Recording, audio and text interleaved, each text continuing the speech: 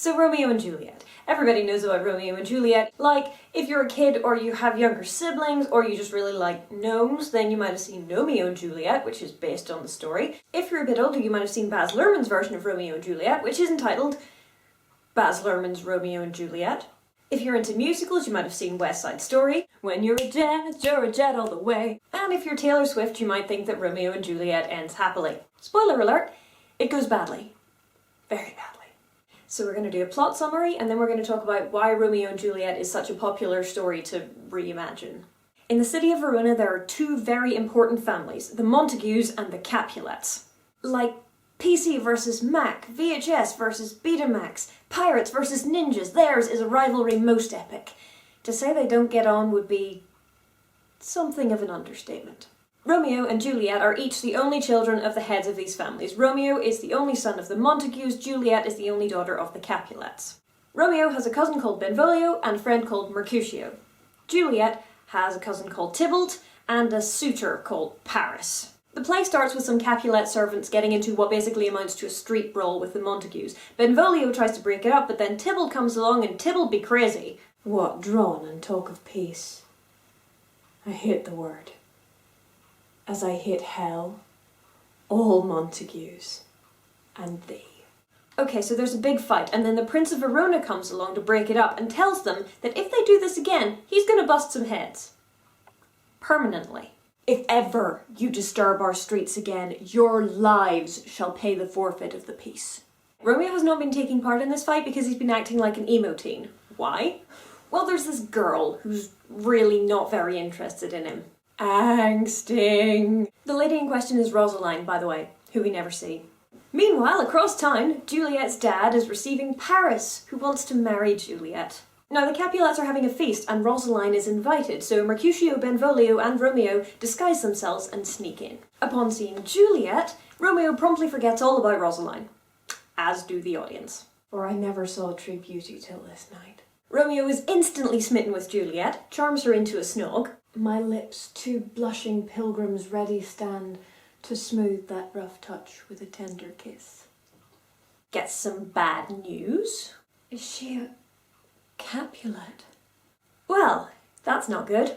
The lovers meet again on Juliet's balcony and they swear their undying love and devotion and vow to get married. Or wilt thou leave me so unsatisfied? What satisfaction canst thou have tonight? The exchange of thy love's faithful vow for mine. They visit a friar who agrees to marry them because he thinks maybe it'll stop their families fighting so much. Meanwhile, Tybalt, who is as mad as a fish, wants to fight Romeo. And Romeo and Juliet get secretly married. Mercutio fights Tybalt in Romeo's place and gets mortally wounded. I mean, he dies, but not before he gets a chance to make a really dramatic speech. A plague on both your houses. Romeo kills Tybalt, and so he's going to have to go into hiding. He spends the night with Juliet, but then he goes into exile the very next morning. Capulet, not knowing that Romeo and Juliet are married, tells Juliet that she has to marry Paris. Juliet is not happy about this, so she decides to commit suicide. She goes to tell the friar about this, but the friar has a better idea. Maybe she can fake her death. He sends a letter to Romeo to tell him this, but the letter doesn't get there. This is not going to end well. Juliet takes this poison, which means that she can fake her death and her family mourn. Romeo hears that she's died, sneaks back into Verona, gets to her tomb, finds that she's dead, and poisons himself. Juliet, her death-faking poison having just worn off, wakes up, finds that Romeo has killed himself, and stabs herself with his dagger. And now their families decide that, seeing as they've just killed the two people that they love most in the world, they're gonna stop fighting, so yay? The end.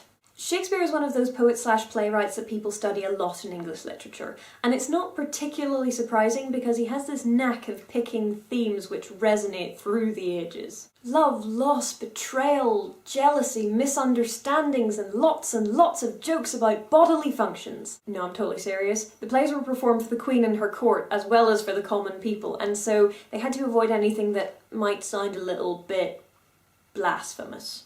But bless him, Will did cram in as many jokes about sex and bodily functions as is humanly possible, even in the tragedies. Especially in the tragedies. Romeo and Juliet is a story of warring clans, epic rivalries, intolerance, hatred, and love in the midst of it. And so the story resonates with every person who's ever had grief from their family about their choice of partner. Being torn between conflicting loyalties is what kills Romeo and Juliet in the end.